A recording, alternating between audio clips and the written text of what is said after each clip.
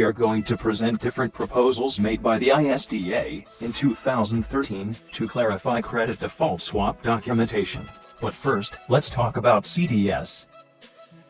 Let's say that I'm a pension fund, and I have money to lend to other people, and that there is some corporation that they need to borrow money to do something. In an ideal world, I would give the corporation $1 billion on 10 years, and then they would annually give me 10% per year, but there's an issue here. Moody's rated the corporation as BB, and part of my charter says that I am only allowed to lend money to AA or above types of bonds. So, there is no deal, and this is where credit default swaps come in. Let's say there is another entity, and that Moody's has given them AAA rating. They say, we are going to insure this bond. We want you to pay us a little bit of this interest every year, something like 100 basis points. So you can lend them $1 billion, they give you 10% and you give us 1%.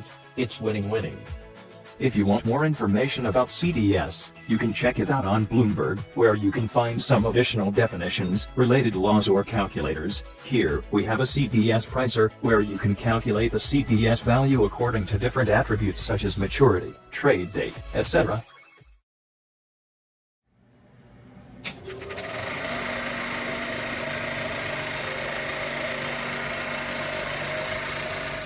Forms of credit default swaps had been in existence at least from the early 1990s.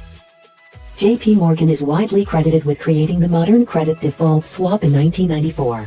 In 1999, ISDA standardized the documentation for credit default swaps, which is called ISDA Credit Derivative Definitions. In 2003, there was a big jump in sophistication of credit default swaps rules. In 2009, a huge change occurred in credit default swaps rules, which is called Big Bang and Small Bang.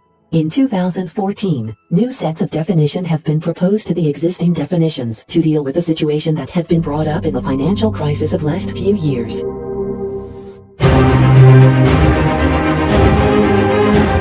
We are going to present the proposals which made credit default swaps definitions better, allow package delivery for sovereign credit default swaps transaction, amend the definition of qualifying guarantees, amend successor provisions, have single standard reference obligation for all credit default swaps contracts.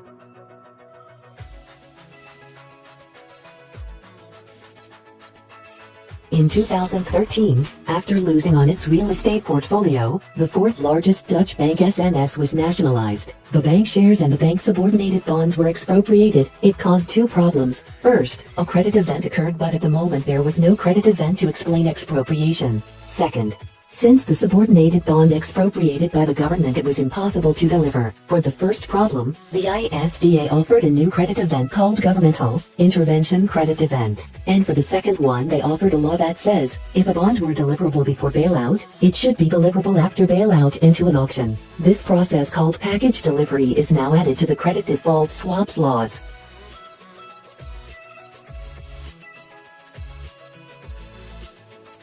When a credit event occurs, all bonds are not deliverable. In order to issue a guaranteed bond, its coverage must be eligible. These are common cases for European companies. The CDS is often based on a single house, while bonds are issued by subsidiaries. A lot of guarantees are not accepted on the CDS market, but accepted on the cash bonds market.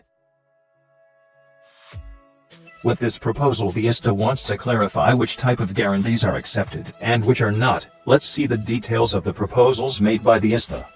1. Guarantee is only required to cover the principal due. 2. Only payment needs to be guaranteed, not collection of payments. 3. Statutory guarantees, even if not evidenced by writing, are eligible. 4. The test of a guarantee is at the same time as the test of deliverability.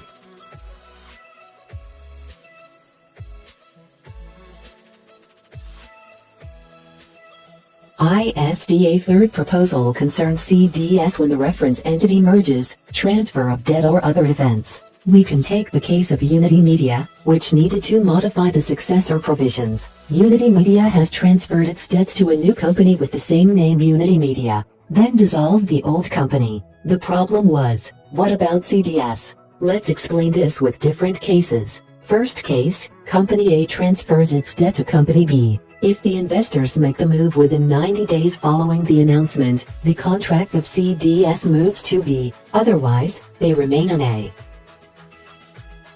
Second case, Company A transfers its debt to Company B and dissolves. If the investors make the move within 90 days following the announcement, the contract of CDS moves to B. If not, CDS still moves to B, thanks to this new proposal. The last proposal is to have a single standard reference obligation which will apply to all CDS contracts. These proposals made by the ISDA are to clarify and standardize the obligations around credit default swap contracts. Thanks for your attention.